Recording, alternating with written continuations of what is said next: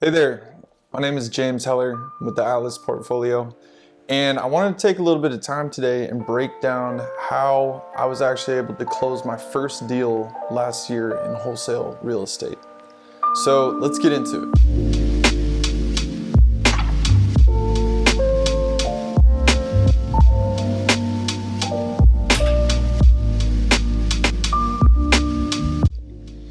This was a fourplex just outside of Denver, Colorado. I'm actually living here in San Diego. I'm from Colorado originally, so I chose to do most of my real estate work there because the prices here in San Diego are just absolutely crazy. So here I'm gonna cover some of the tools that we use to make this deal happen. I'll cover how much time I invested and how long it took me to find this first deal. I'm gonna cover what the acquisition process looked like as well as the disposition process, and then give you guys a couple of my lessons learned that I wish I knew at the time and certainly use now on my current deals. So let's get into the deal breakdown. This, like I said, is a fourplex in Denver. At the end of the day, we took home a $45,000 assignment fee, which I thought was pretty strong. And first thing that I'll touch on are some of the tools that I used to get this done. So at the time, this was just me doing this. I work a full-time 9-to-5 job, and I wanted to invest as little money as possible up front. So this is what I would consider sort of the minimum. First of all, we use Propstream. Propstream is great for pulling data. If you do a single month subscription, you can pull 10,000 pieces of data all at once. And that's what I did. I just used it for a single month. I found some different lists that I was interested in, some different areas, and I went ahead and just pulled 10,000 properties all at once, and then I canceled my subscription. I use BatchSkipTracing to trace all of my data. I've had really good success with them. The data seems to be pretty accurate, and at 15 cents a property, it's certainly not the cheapest. It's definitely not the most expensive, but to me, the value is really there because we're getting accurate data. We're getting 10 phone numbers per property, and it cost me around $300 from when I started to when I actually closed on this property in skip tracing fees. I use Mojo Dialer. I'll cover that a little bit more in depth in a different video, but for me, I was intimidated by the triple line to start with, just a lot of ringing, a lot of people to talk to all at once. So I kind of warmed myself up to it with just the single line dialer.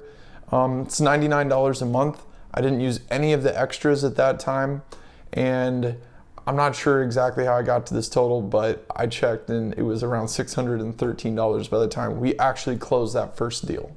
Here's a question I get all the time from new wholesalers is, where do you get the documents that you use? Where do you get the purchase agreement? Where do you get the assignment contract? This stuff is all available for free from your state's local government website. You can literally type in Colorado real estate purchase agreement and go right to the actual county website, and they will give you the exact contract that all the real estate agents are using, and you can download it in PDF, you can fill it out yourself, and it really should not be a barrier to entry in just finding the paperwork. It's all available for free. And then along with that, I did use Docusign in the end. I didn't use it for the actual contract itself. We actually got it signed in ink, but I ended up using it for some of the amendments that I used later, and I highly recommend this. Docusign for $10 a month really has been a powerful tool, and it lets you change things without meeting the owner each time, which is just crazy. I mean, you can get documents signed in just a few seconds. So these are the tools that I use. Highly recommend all of these, but if you're really on a budget, I would say that Mojo Dialer is sort of the most necessary piece of all of this. The other things are nice and save you some time for sure, but you could do driving for dollars, for instance. You could do virtual driving for dollars, and that won't cost you a dime. I find BatchSkip to be very accurate, but there are free services where you can skip trace. Like True People Search is one great one, but it just takes time. So it depends. What is more valuable to you? Is it the time? Is it the money? You kind of have to make that decision and for me, you know, these items ended up being worth it, but I certainly started without any of it. I started without even Mojo. I just was punching numbers into my phone, and I would call, and I had a big Excel spreadsheet where I would manage all of this. So these are the tools that I've found to be helpful. Let's move on to the time that I invested in this deal. So I got pretty serious early in 2021. I started spending, you know, a bit more time in this, and it became less of a hobby and more of something that I really wanted to pursue. So it took me 5 months total from my serious start. And I say serious start because, like I said, I was making phone calls just on my cell. I had, you know, an Excel spreadsheet. I was doing a lot of research, but I wasn't fully committed at that time. So when I seriously started, to the point that the property was under contract, was 5 months. And then there was an additional month and a little bit extra for the deal to actually close. So in that time, to the point that I got the property under contract, I made 5,512 calls. Of those, I spoke with 482 people. I spent 70 hours total calling, and I spent 30 hours of that 70 actually talking to people. That gives you kind of a rough idea of how long it takes to actually get something done. But beyond the time that I was actually calling and talking to people, I spent a lot of time doing research. I spent a lot of time comping properties. I spent a lot of time pulling data, looking into which neighborhoods made the most sense, doing follow-up calls. This is actually just the time that was logged in Mojo. And generally I'm doing follow-up calls just on my cell phone. So that's actually not included in this. But I can say I was putting roughly 10 hours a week into this for about 5 months. I'm gonna estimate that around 400 hours. So if you total up everything from the last page, the upfront costs were right around $1,000. The time that I invested was 400 hours, and our deal ended up paying out $45,000 in the assignment fee. So the net profit was $43,980, and that means that the dollar amount per hour that I was earning during this time was around $110. Let me get a little bit into the acquisition and what this actually looked like, talking with the homeowner and how we got this deal done. So one of the big questions I always get, what lists are hot right now? What's working right now? I don't want to say that this list is working everywhere, but this specific property I took off of the tired multifamily homeowner list. So what that means to me is that they've owned the property for at least 10 years. I look for higher equity, and I also look for older buildings that might not have had renovations. That's not always a surefire thing, but it sort of helps narrow down your list. I will also say different neighborhoods, I find that different things work. Some have a lot of single families that need some work. Some have a lot of multi-families. Sometimes driving for dollars is your best bet. But in this specific area, I found that tired multifamily gave us a fair amount of leads, and ultimately this deal that we closed. So I always look at the 4 pillars: condition, motivation, timeline, and price, in that order. And it always helps kind of open up the conversation when you begin talking about the condition of the property. So very few updates. This specific property had been kept pretty nice, but it didn't have a whole lot in terms of renovation. It's in decent shape. Like I said, it was a 4-plex. There were 3 2-bed, 1-baths in there, and 1 1-bed, 1-bath. Another super important question I always ask is, what is the lease situation in the property? In this case, we had 4 month-to-month leases with the total rent at $3,175. There was tons of room to increase that. It was very clear that the owner just wanted to keep this as simple as possible, didn't want to ruffle any feathers, didn't want to get new tenants in there. He kept the rent low. And like I mentioned earlier, something important to know is whether the leases are month-to-month or year-long, because investors always prefer them to be month-to-month. What that basically means is that they can get in there, they can either raise the rents straight away to a fair market value, or they can get in, do the work that they want to do the renovations that they want to do, and they don't have to wait an entire year to have the place be vacant and then do that work. So this is always preferable. I've actually lost out on deals where we had tenants for too long and investors weren't willing to deal with that for, let's say, a 6-month period. I'll cover the deal that I lost out on in a different video because I think there were a lot of important lessons learned from that. So moving forward, the motivation, he was moving to Dallas and wanted to do a 1031 into a property that would be closer to where he lived. So he didn't want to deal with an out-of-state investment. He wanted to do a 1031. And the reason why that's important is because 1031 timelines can be really tight. And especially for someone who is moving out of state or in a super tight real estate market like we have today, people are concerned that if they sell their property, they won't necessarily be able to buy another one within the 1031 timelines. And if you don't, then basically you end up paying taxes on all the capital gains, in which case for him, he had made hundreds of thousands of dollars in appreciation since the time that he bought it like 20 years ago. So that was a big deal for him. It's also very difficult to get your offer accepted right now, and knowing that you have cash on hand makes a lot of other sellers more comfortable with accepting your offer. So that was his motivation. In this case, his timeline, he wanted to make a deal in around a month. He had been already looking at some properties in Dallas and was zeroing in on things, but again, couldn't really make a strong offer until he had an offer on the table for this property. So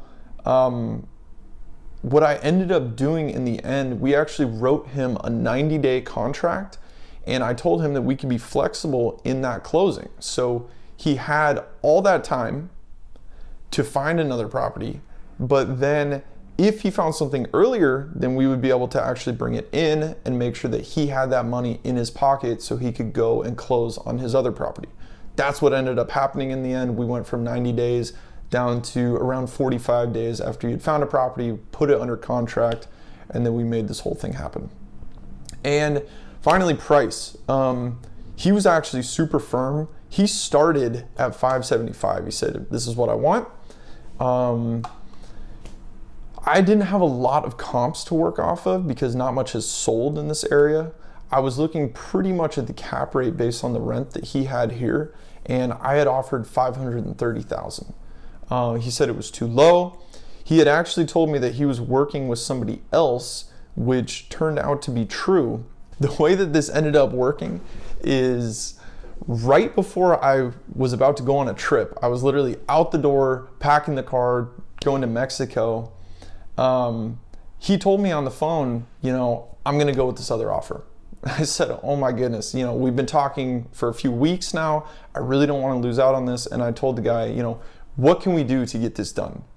I'm happy to increase the earnest money. We can shorten the timeline. We can be flexible. He said, no, you know what? Sorry, I'm going to go with this other guy. So I sent one final email to him expecting that he would just turn it down. And I said, you know what? Let's do your offer price. I'll be flexible with the closing. We'll do $10,000 in earnest money. And a day later, he actually called me. I was in Mexico drinking a beer on the beach, and I got a call, and I was so excited. I ran out onto the sand, which was burning hot, because there was like oompa music playing behind me, like a mariachi band going wild, and I didn't want him to hear that in the phone. So I'm on the hot sand dancing because I'm bare feet, and I'm talking to this guy. I said, you know what, James? That's a pretty fair offer, and I would actually love to work with you. Let's get this thing done. And I was so excited. So we got it done. Like I said, it took a little while to close the whole thing. Our first contact was August 31st. I had about 10 to 15 calls with this seller, all in all. Again, I'm covering these topics each time. So you really want to understand why the seller is selling. What reason do they have to work with you? I mean, that's what you're trying to get to. By September 29th, we were under contract. So it took us about a month of calling back and forth, figuring things out. We spent the rest of this time finding a buyer, of course, our end buyer who would have cash. And then on November 29th, we closed. And It was actually supposed to be earlier than that, and I'll cover just a minute in just a second why it ended up being that date. So this is the disposition side. So once we had it under contract, I actually worked with New Western. They're a very large wholesaling firm in Colorado. They actually spread across a few other places. And basically what they do is they will take your deal, they will do a double close, and they'll sell it to somebody else. And they do a small markup on that. They have such high volume that they're willing to do it for usually $5,000, $10,000, something like that. And in my case, I didn't know a lot of cash buyers. So it was actually a great deal. They had originally told me that they would do it at $600,000. And in case you don't remember, like I said, I locked it down for $575,000. So that's already a pretty great deal for your first wholesale. And I pushed them a little bit to say, you know what can we really do? And I highly recommend that you do this because there's always a little bit of room, and it's anybody's guess what it will actually sell for. So you want to find the balance of a price that will go through and you don't have to drop the deal, but also, you want to get as much value out of this as you can because you spent all of this time. So they actually said, you know what, we can do 625, and I'm sorry, I think we ended up doing 620. So it was a $45,000 deal. How did we do this? So it's under contract. What they like to always see is pictures and videos if you can. I sent my partner, actually. I have a partner who's a real estate agent. He serves kind of as boots on the ground. He went in, he got pictures of everything, and we gave this to New Western, and then they basically blasted it out to their huge pool of investors, and people were interested. So what we'll do is hold sort of a one-day investor open, kind of like an open house, and everyone will come. It's a lot of people in some cases. It was actually more than 10 for us, so make sure that your seller is ready for that. Generally, we just explain that we have some partners coming to look at it, we have some contractors coming to give estimates, and they're generally okay with that. So we held the one-day investor open, and we actually had a buyer that same day, which is one of the big reasons why I like working with New Western, because they do take a little bit of your potential profit, but they get it done every time. Just a side note, I wanted to mention I was actually in Romania at this point, orchestrating all of this from Europe, and it just really speaks to the fact that this is a business that can work on your time. Whether you're traveling, you're in Mexico, you're in Romania, whatever it is, you can really choose when you work. And that's something that I've really enjoyed about wholesale and about real estate in general. So we were able to find a buyer, and just before we were about a week out from our closing, he actually dropped out. Huge pain. This guy walked away from $10,000 in earnest money that he had put in, and I didn't know why. We didn't really have a great explanation.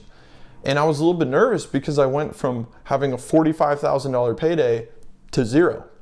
And we were actually, because we took great pictures and videos, we were actually able to find another buyer in a short time frame after that. It took about one more day, and he was willing to put down money sight unseen, which was really a great thing.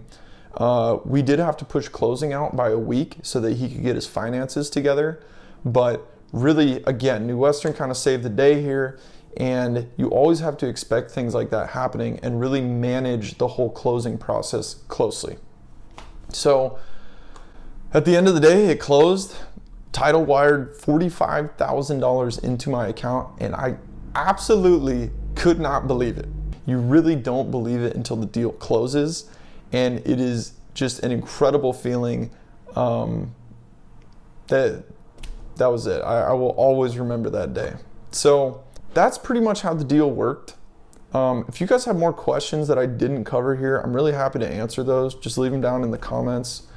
I wanted to cover also a couple of lessons learned that I had. And whether you win or lose, hopefully you always come away with some lessons learned. But these are some that I thought about after the fact. So like I mentioned, the rents were a bit low on this property, and that's what I was originally gauging cap rate based off of and why I was giving low offers.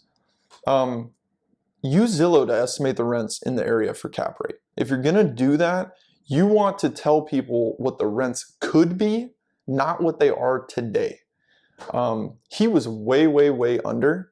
And if I had started advertising this and saying, hey, the rents are today $3,100, but they could be $5,000 a month, I mean, that's huge. And that's what people want to hear. So that's one tip. Like I mentioned, month-to-month properties, month-to-month leases on properties are much more desirable. Investors can get in there quickly, do the work that they need to do, and increase rents to a fair market rate. They definitely want to see that. Another huge tip, get awesome pictures. In a lot of cases, you can actually sell these properties sight unseen. If you have fantastic photos, get a couple of videos that really shows the layout, show things that people want to see. They want to see, you know, what's the age of the kitchen, the bathrooms. They want to see what's the condition of the roof, the furnace, the water heaters, things like that. And having awesome pictures can really save the day. In our case, it certainly did. We were lucky enough that after our first buyer dropped out, we had good enough photos to get a second buyer in a short period of time. Do a short closing. When I say short closing, I mean between 15 and 30 days. And this is really intimidating at first because you're thinking, how am I going to find a buyer that fast? It's very important because these investors are moving very quickly. And I think that's actually why we lost our original buyer, because the closing period was so long that he put money down, but to think, ah, man, I'm going to be, you know, in escrow for 90 days. He's got tons of other things that he's looking at, and it could be that $10,000 isn't that important to him. So give yourself a short closing. 15 to 30 days is the best. It's a little nerve-wracking at first, but if you work with someone like New Western or you have a good buyers list, shouldn't be a problem. I generally give myself a week or more to submit earnest money, and I end up having the end buyer do it for me. What does that mean? Well, almost all sellers are going to want earnest money of some sort. I pretty much do $10,000 no matter what. And what I'll do is I'll give myself at least like a week, maybe 10 days to submit that. And here's why. It simplifies things. By the time we find an end buyer, that person will actually put in the earnest money. I'm $0 out of pocket. Do I have the ability to put in $10,000 myself? Yes, I can do that. But it just, you know, I have better things to do with my $10,000. I don't want to put it in and then have title have to reimburse me later. So it's definitely easier to do it that way. And generally you can find a buyer within 10 days of getting it under contract. Here's a big takeaway from this. Take $20,000 in earnest money for a property that is over $600,000, $700,000. And that is a bigger incentive for that person not to walk away from you. $10,000 to me is almost on the line of, okay, we found a better deal. We can, you know, just cut our losses and move on. $20,000 is a lot of money to walk away from. So I think you'll be in a safer spot here. That being said, not everyone's going to do that for a $200,000, $300,000 property. So I'll generally do 10 on the lower end, 20 on the higher end. That doesn't necessarily mean that my earnest money to the seller changes, but it just means that the end buyer, the cash buyer, what they're giving me as a non-refundable earnest money deposit is $20,000 for higher end properties.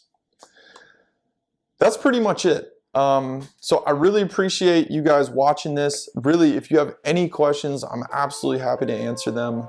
I love doing this. It really is my passion.